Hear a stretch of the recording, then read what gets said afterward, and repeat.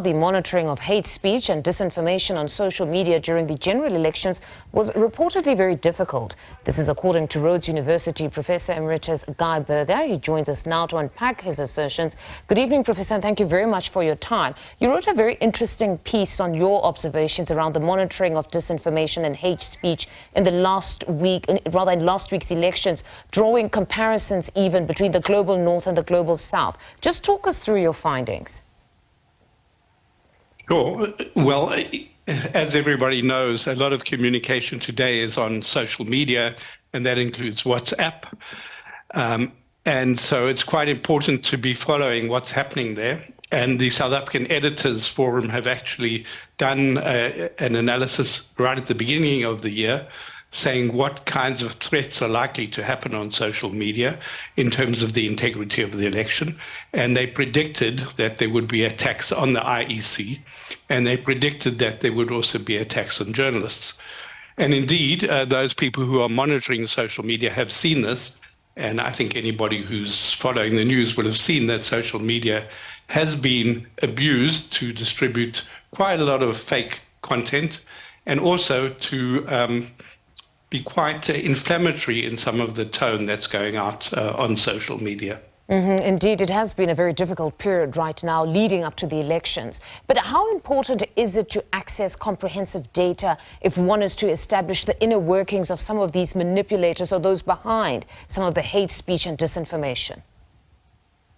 Well, I think that's exactly a very important point, because everybody can flick through social media and you can see this TikTok video, or you can see that tweet or whatever. But if one wants to really have serious research, you need to go beyond just looking at what's publicly available. You need to look at the data behind the scenes. And so you need to see, through getting access to that data, what are the networks, what are the patterns, where does the content start, how is it coordinated, is it being accompanied by advertising, or does it take the form of advertising? Is it organized to go from, for example, Facebook through to Instagram? Is it then on WhatsApp? So you really need to have access to the deep inside of the engine. And this is a problem because in this country, we don't have that access. In the European Union, researchers looking at this kind of risk to what's going to happen in the society, they do have the right of access, and they don't have to pay. Here, you're stuck because you've got to buy very expensive data if you are a researcher trying to really get into the patterns. And one more thing, if you want to see if the social media companies are really putting on fact checks, if they actually are sending warnings to those who are abusing the platforms, you also need access to that data, because you can't tell from the outside if the companies are actually doing what they should be doing. I remember quite vividly when the Editors Forum actually appealed to some of these tech companies to say, let's work together ahead of the elections to ensure we address disinformation and misinformation. But they came back to say that they were simply ignored, even by Parliament as well. So what could possibly be the challenge on the part of some of these tech companies to allow access to the data? Well, the companies, obviously, they're companies. They don't want to spend money if they don't really have to. In fact, a lot of them have reduced the personnel that they normally used to have to be monitoring and taking action here. Now they've developed a sort of global playbook, and that means they've got a sort of a pat set system that they say they're rolling out in all countries. But the reality is that in some countries they give more attention to this. Yes. In some countries they give more access to data. And so you do have unequal treatment at the very basic level of contributing to the elections. And they're very good on saying what they do, but the practicalities and the tailored solutions and the alliances and the partnerships, for example, with the South African National Editors Forum, I mean, this is really not something that they have stepped forward for.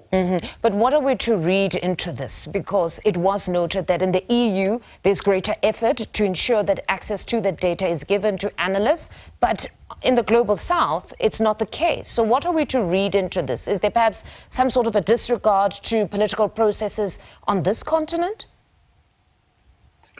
Well, there would be disregard, I think, also in the European Union. But the thing is, the European Union has a law and they have to abide by that law. In South Africa, we don't have exactly the same law. In fact, there are cases going to the Protection of Information Act, the information regulator now, to try and get some compelled disclosure by the companies about what their plans have been and what their plans are going ahead. Because, of course, we know that the show's not over. We've got a period now when still quite a lot of damage can be done by content on social media.